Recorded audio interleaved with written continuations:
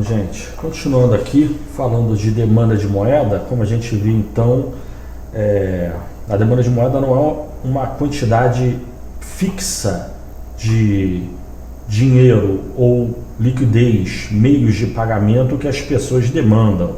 A demanda de moeda, ela significa uma curva de quantidade, diferentes quantidades de liquidez, meios de pagamento, moeda, dinheiro que as pessoas desejam a cada diferente nível de renda e juros. No caso aqui a gente viu a variação da quantidade demandada de moeda, dada uma variação dos juros, mantido inalterado o nível de renda. Ele está escondido aí nessa curva de demanda. Se a gente considerar uma variação na renda, o que acontece? Aí a gente vai ter a posição da LM, na posição da L, posição da demanda de moeda. A gente vai ter o quê? Que continuamos tendo a relação negativa entre juros e renda, mas caso haja uma variação na renda ou na sensibilidade da demanda de moeda à renda, então isso leva a um deslocamento da curva de demanda de moeda. Então vamos considerar a um certo nível de juros e certo nível de renda, a economia vai demandar uma certa quantidade de dinheiro. Então nós temos uma combinação de juros e renda, de tal forma que a população deseja uma certa quantidade de dinheiro. A esse nível de juros, a população demanda essa quantidade, L' de dinheiro. Isso depende também da renda, tá? Da população. Essa quantidade de dinheiro é tantos bilhões de unidades de produto medidos em unidades monetárias, em caixas reais, tá? Mas como a gente já viu, mantido o nível de renda, uma variação dos juros leva a uma variação na quantidade demandada de moeda. Então, na verdade, por esse ponto passa uma curva de demanda de moeda, digamos L1, é a demanda de moeda ao nível de renda Y1.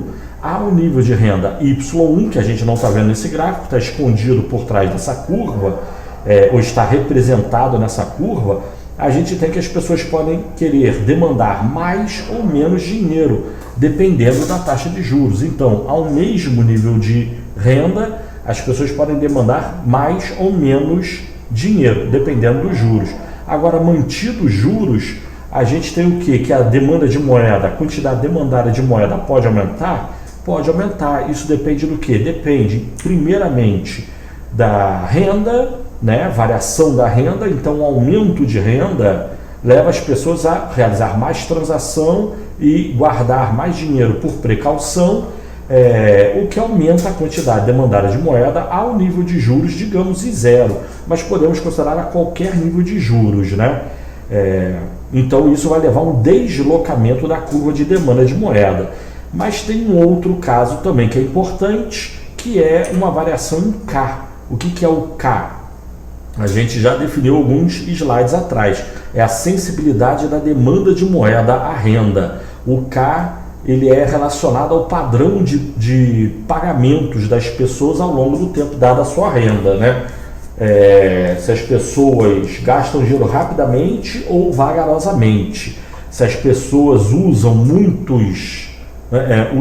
dinheiro vivo ou outros meios de pagamento, cartão de débito ou crédito, né?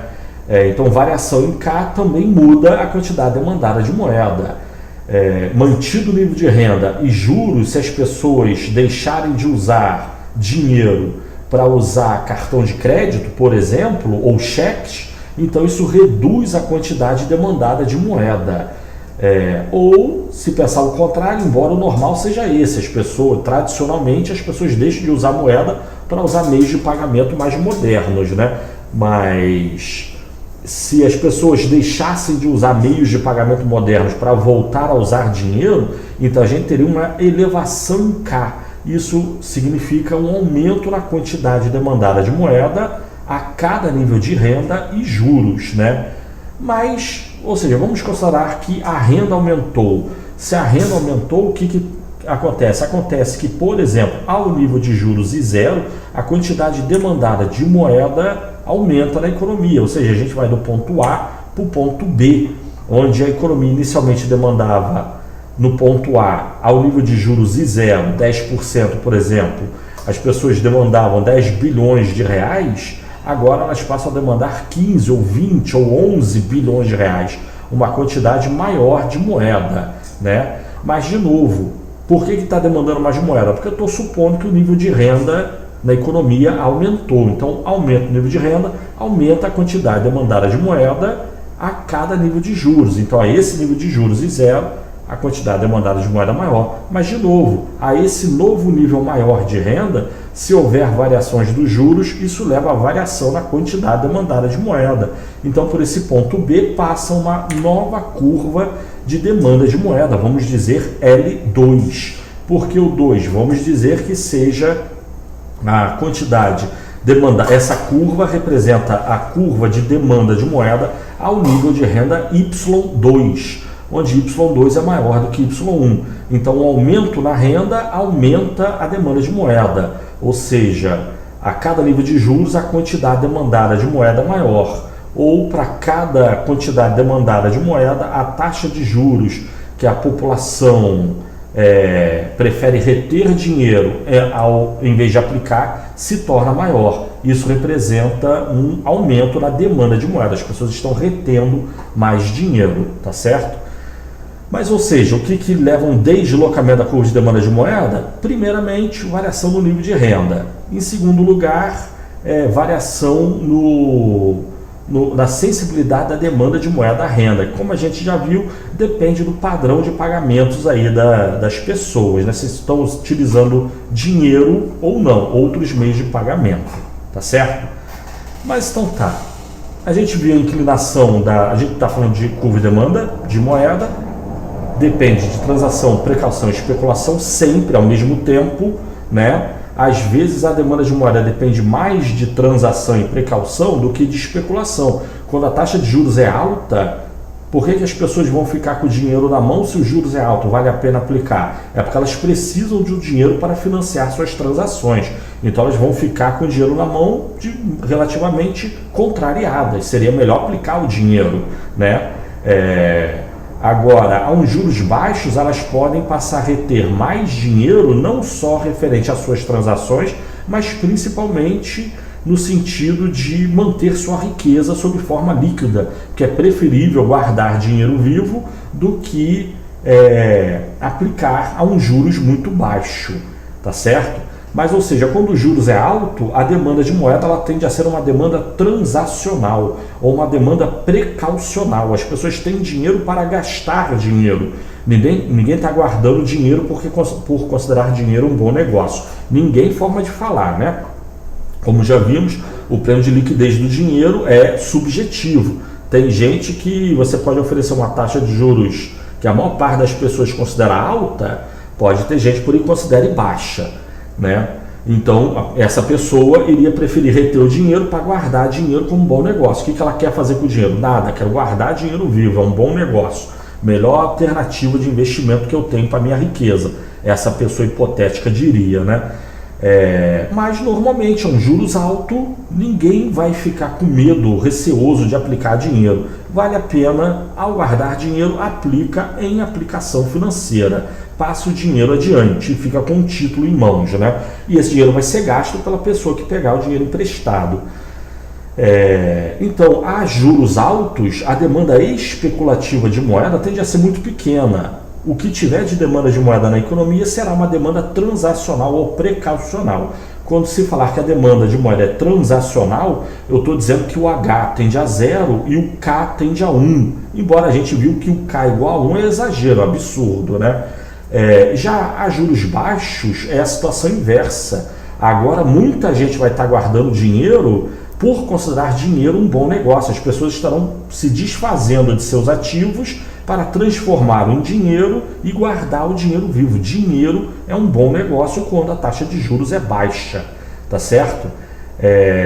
E nesse caso a gente tem uma demanda especulativa de moeda. Na realidade, tem gente realizando transação e precaução, mas a massa do dinheiro demandado pela população seria por motivos de especulação. Considerar dinheiro um bom negócio. Acha que vai se dar melhor, é preferível, é melhor reter dinheiro vivo do que aplicar um juros tão baixos, tá certo?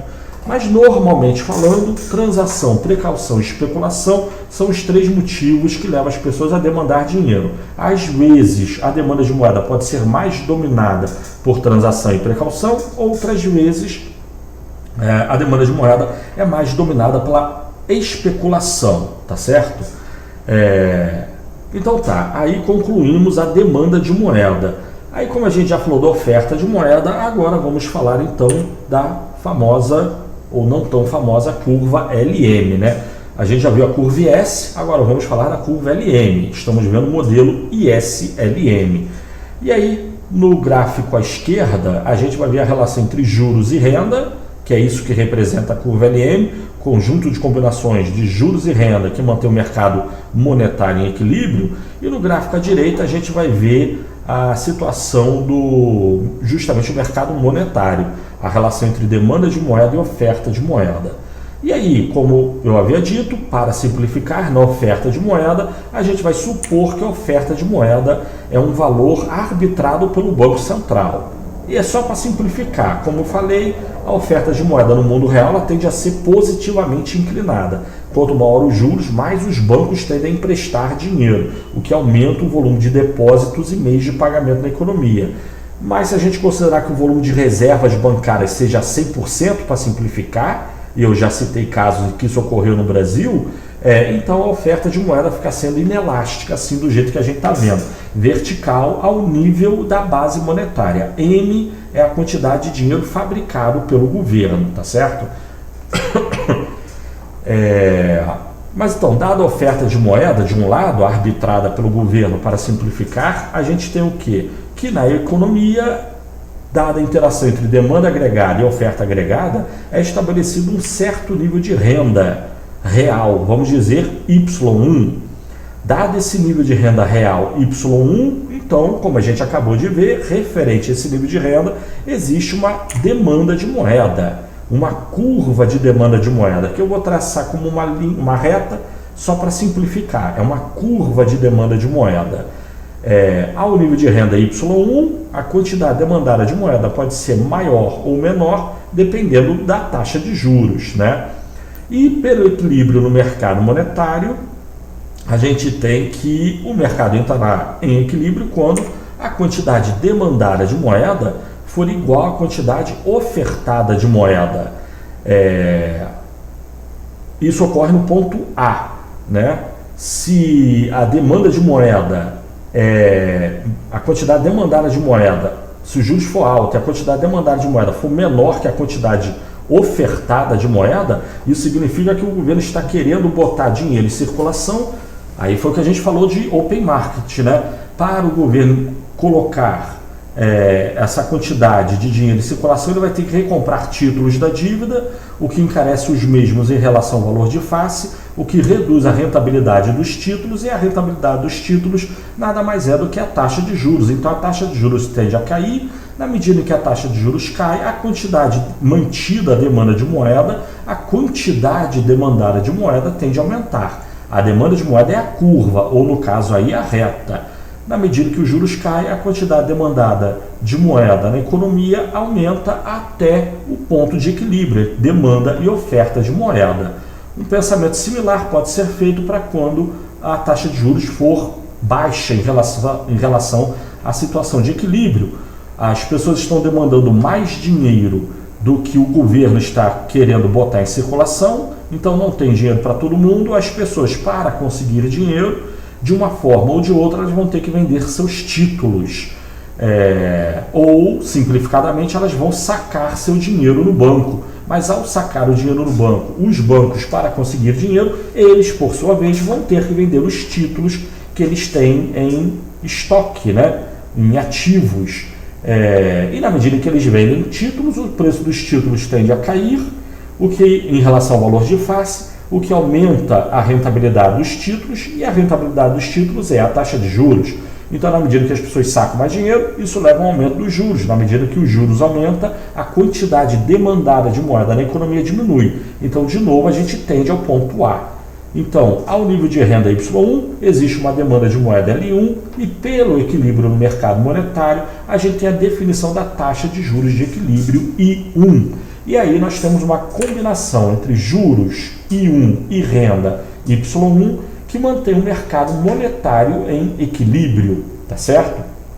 Então esse é o ponto inicial. Agora, se a gente considerar que por alguma razão, não interessa aqui por enquanto qual, só vamos considerar que por alguma razão o nível de renda da economia aumente, digamos, de Y1 para Y2, então é o que a gente viu no slide anterior. Dado esse aumento no nível de renda, em geral, em condições normais, a gente vai ter um aumento na quantidade, na demanda de moeda e na quantidade demandada de moeda, né? Então, ao nível de juros inicial I1, a quantidade demandada de moeda agora se torna maior. As pessoas vão justamente fazer o que eu acabei de falar, vão sacar mais dinheiro dos bancos. Os bancos, para conseguir dinheiro, vão ter que vender seus títulos, o que barateia os títulos em relação ao valor de face, o que aumenta a rentabilidade dos mesmos, e a rentabilidade dos títulos é a taxa de juros. Então, uma pressão por aumento da taxa de juros.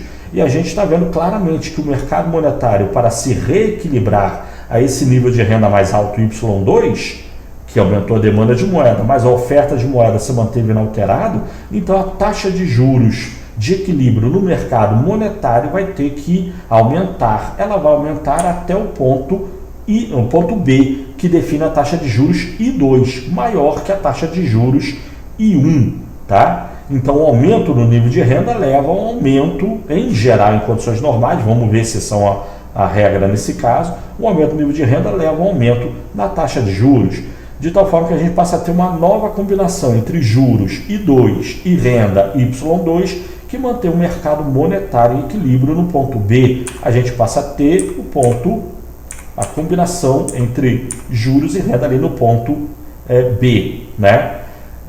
Supondo que haja diferentes níveis de renda e a cada diferente nível de renda uma diferente demanda de moeda, dada a oferta de moeda, nós teríamos diferentes taxas de juros.